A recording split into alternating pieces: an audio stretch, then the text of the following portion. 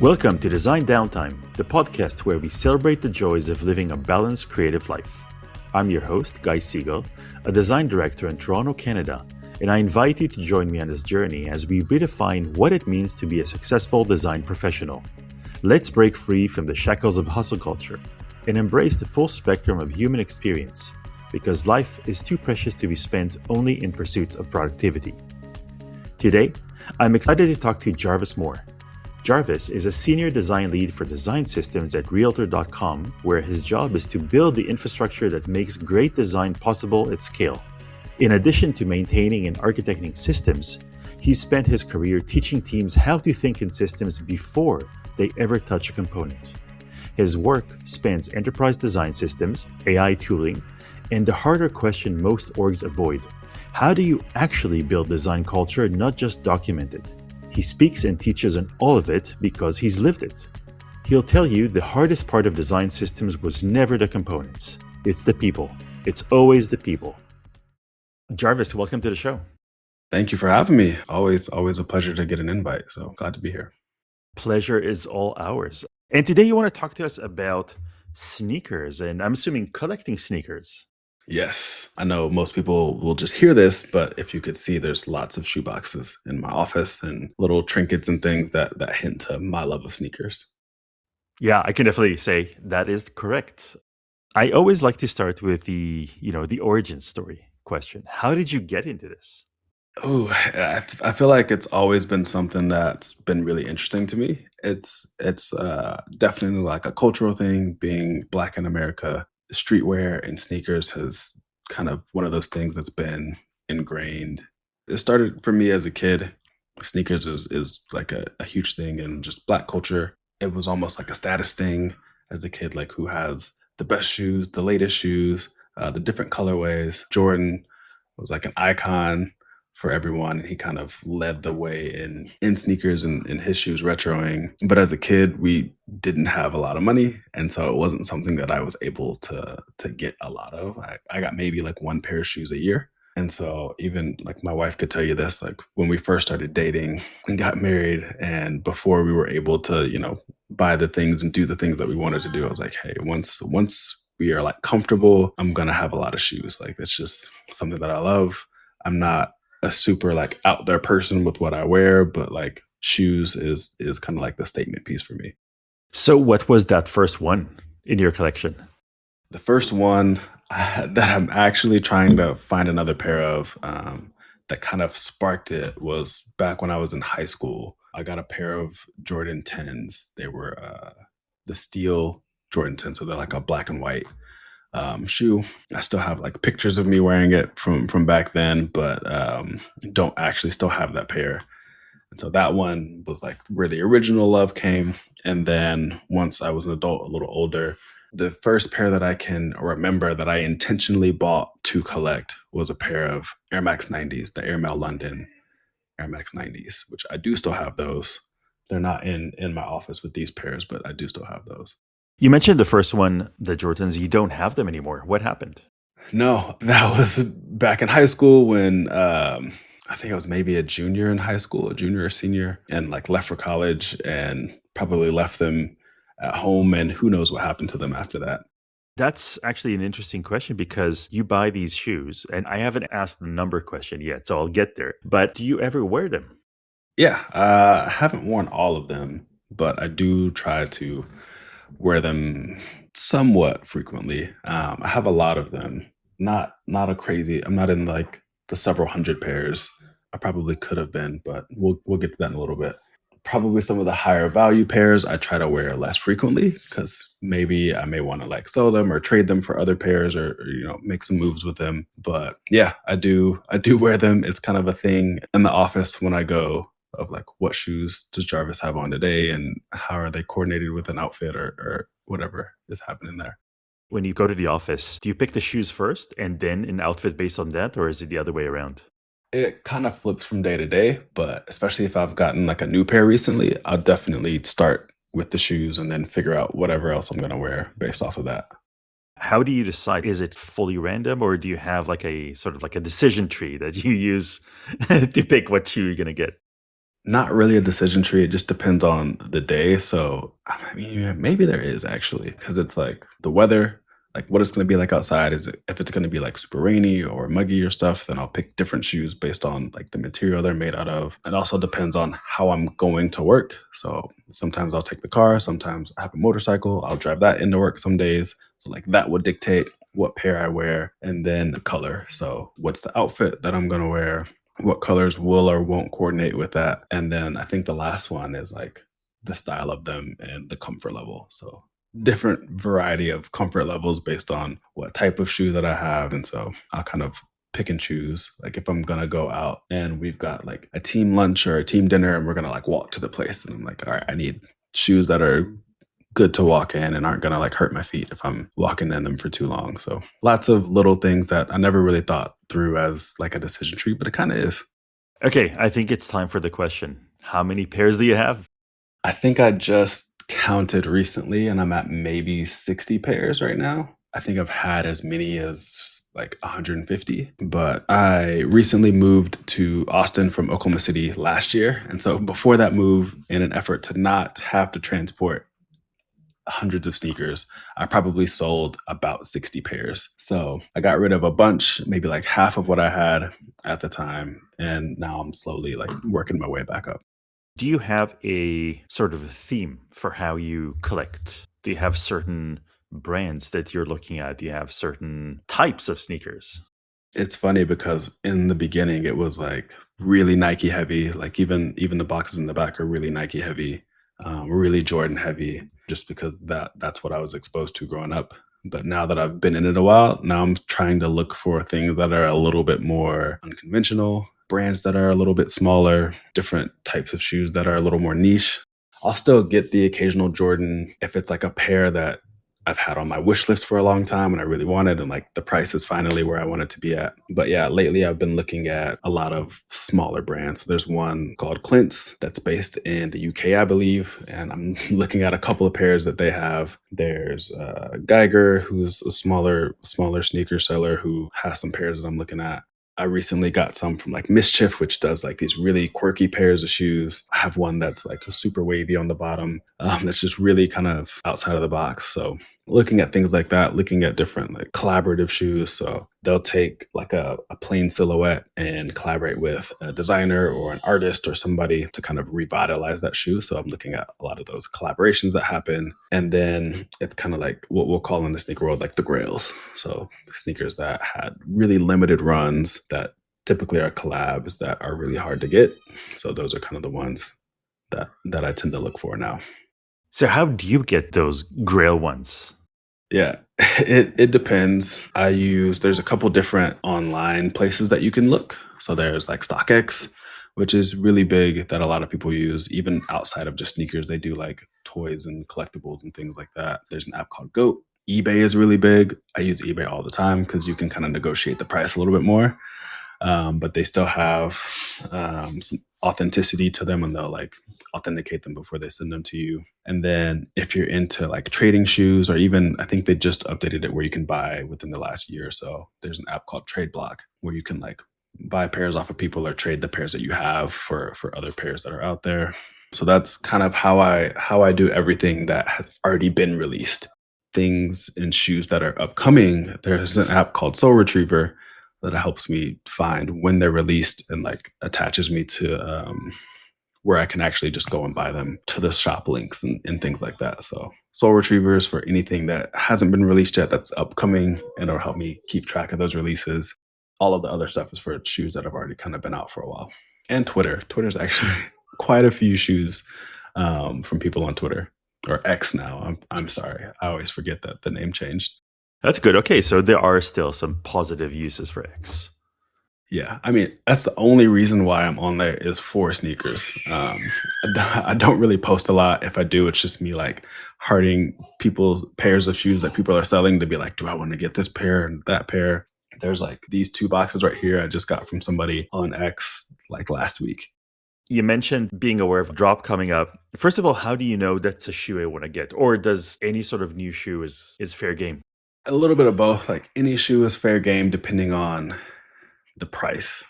So there's like a certain price point where I'm like, I'll just get it if I like it. But there are releases that are a little more hype than others. So recently there were some like Travis Scott Jordan 1 lows that just released.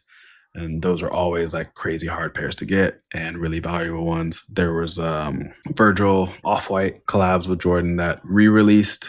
So there was an original like 10 pack like 10 or so years ago that are crazy hard to get and super expensive. And so they just re-released one of those colorways a few months ago. And that one was really crazy. I didn't get either one of those, but tried valiantly. But it's like the really hype stuff like that you can find, or just like niche pairs, like certain colorways or like materials will resonate in any given time. That kind of changes just based on how I'm feeling within the moment. So through there, I can kind of like watch my wish list and be like, okay, I like this pair.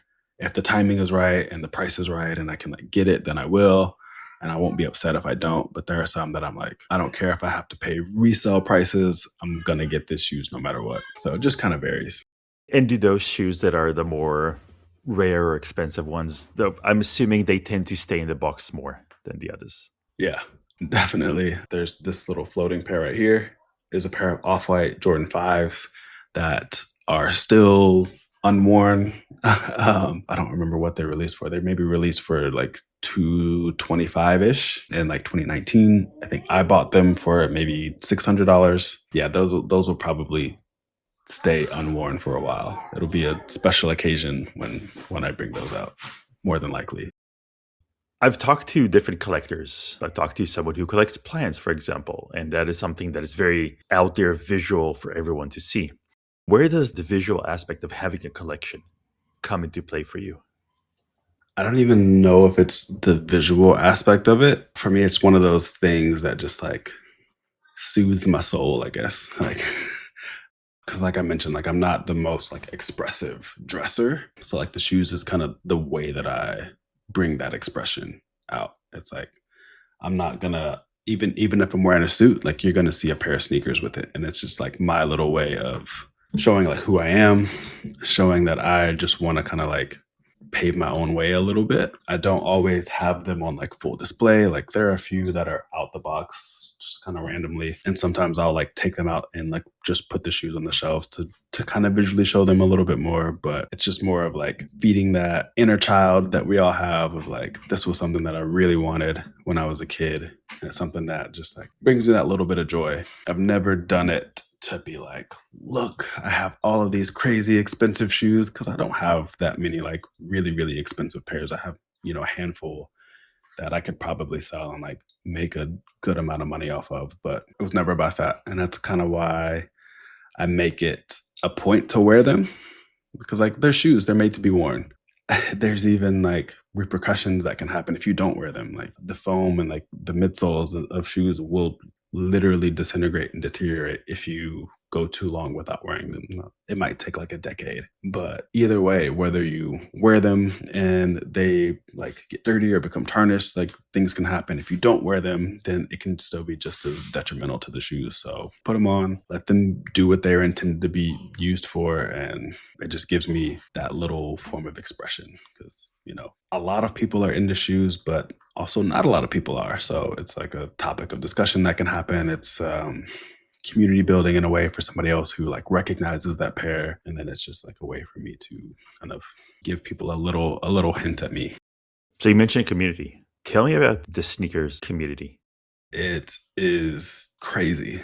As with any like ultra high fandom, there's conventions, there's all types of forums that exist out there, Discords, Twitter, podcasts that exist. People will go crazy for them. There's lots of money that people can make as well. So like reselling is huge. You'll hear a lot of like crazy theft that happens in like warehouses and things of like, oh, they stole this many pairs of this collab that's coming out, so they can make money off of it. AI bots have been a thing in the sneaker space for a long time. So lots of craziness, lots of transactional money things that can go wrong there. But the culture is amazing. There's lots of great people who are in it for the same reason that I am, because they grew up with this and they love the shoes and they wear them, and it's not about the amount of money that you're going to make off of it.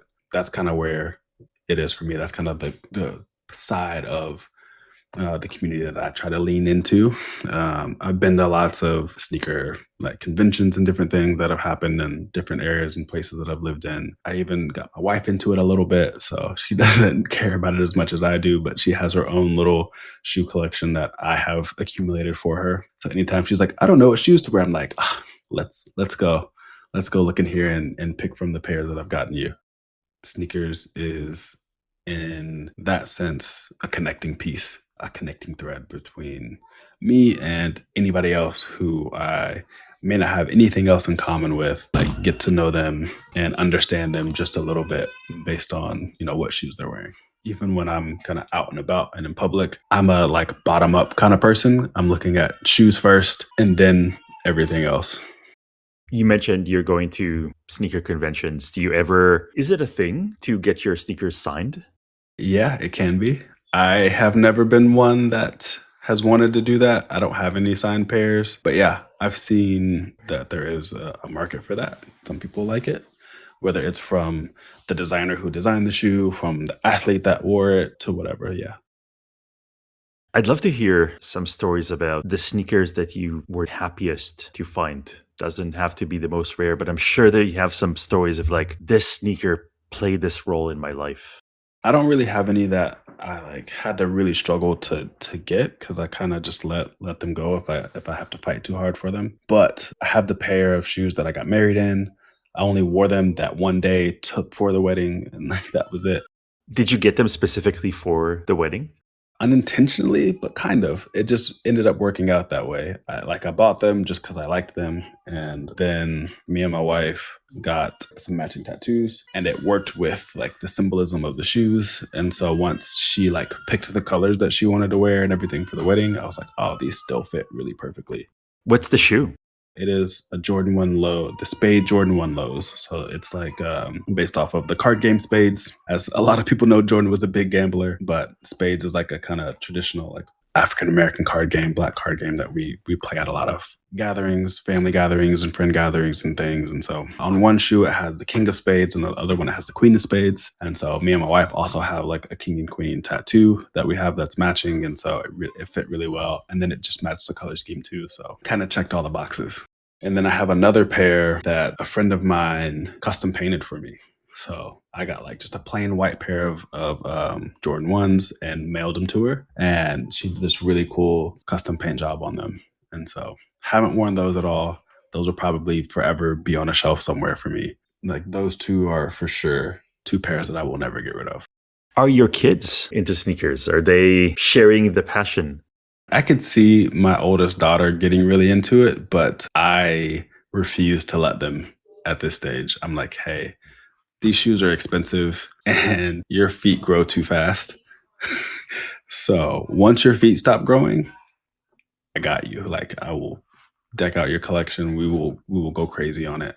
But your feet got to stop first. So probably once they're in like high school, we can really get into it. If my son ends up getting to size 13 like me, then he'll have a field day with mine. But yeah, I can definitely see my oldest daughter. She's kind of like that fashionista way more than I am for everything but shoes. But yeah, I can see her like really loving it.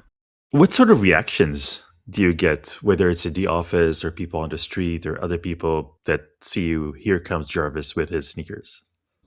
It can be one of those things where it's like, all right, like what is it today? Like, let's see what he has on today. Some of them, depending on like the colorway of them, they'll be like, oh, like really like the colors that you have. If you're somebody who's like into sneakers and you see a certain pair, then you're like, oh, I can't believe you have that pair. Like, how did you get it? Where did you get it?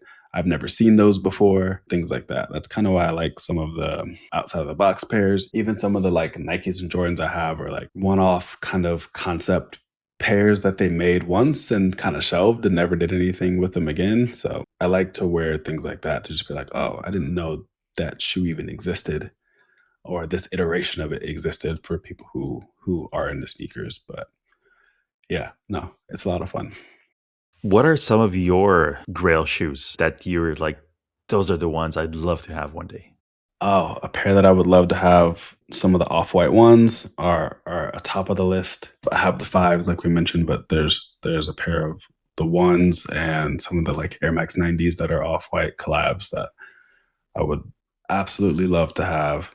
And then a lot of the things that are in my kind of like grail list or like promo pairs, friends and family pairs, and things that are specific to athletes or like schools. So like Nike does stuff for Oregon all the time. So there's like an entire line of shoes that are just made for like Oregon athletes that are really hard to get and that you can find. And same for other Jordan branded schools. And then you can also find promo pairs that they were doing just to test how they would come out. And they're like tagged a certain way so that you know that they're promotional pairs that are really hard to get and really expensive. And then with a lot of the collabs that are made, they make friends and family pairs, which are slight tweaks to the colorway. Sometimes they're dramatic, sometimes they're like really subtle, but they'll mass release the regular pair and then they'll have like a short run of the friends and family pair that are similar enough to where you know that it's, you know, from the same family, but different enough to where you know that it's a little bit more unique and a little harder to find. You're a designer. Did you ever look into or think about designing your own shoes, whether it's the actual shoe or the patterns on it? Yes, I think about that a lot. I feel like one day it'll happen. I've even in the past like found some places where you can start your own shoe brand and you can kind of like design it out. And if you get enough sales and pre-orders, and they'll actually like make them, and you can kind of start that way. I didn't have the time to dedicate to fully do something like that and like sell pairs, but maybe one day if I find somebody who actually like does that portion of it really well and wants to collaborate on some of the design aspects that I can do, we work together, I'd totally be down for that. What would be your advice or tips to someone who's interested in collecting sneakers but has no idea where to start from? The best place to start that I always tell anybody who wants to start getting shoes is Soul Retriever and eBay. So the Soul Retriever app helps you get the shoes at retail price, which is often the lowest that you're going to find them. If you try to go resell, then it's going to be some percentage higher. Sometimes twice, 2, 3, 4 times higher.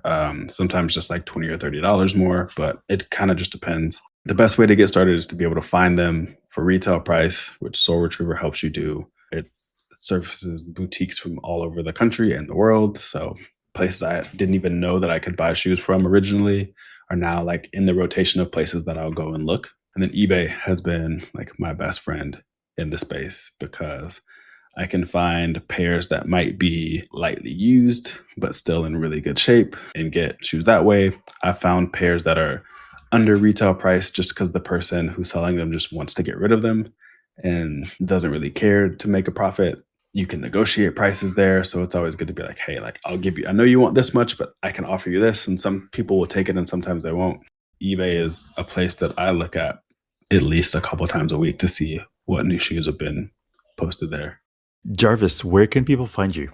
Best place to find me, at least the most reliable place to find me and be able to actually talk to me is on LinkedIn. I, of course, am on X because I'm sneaker shopping there and on other social media platforms, but not on a regular basis. So LinkedIn is the best place to connect with me, reach out. Always happy to answer any sneaker questions that I can or design questions. I mean, we can talk about anything, but that's the best place. Awesome. Thank you so much for joining us today. Yeah, thank you for having me. This is all for this episode of Design Downtime. Thank you for joining me, and until next time, I hope you enjoy your downtime.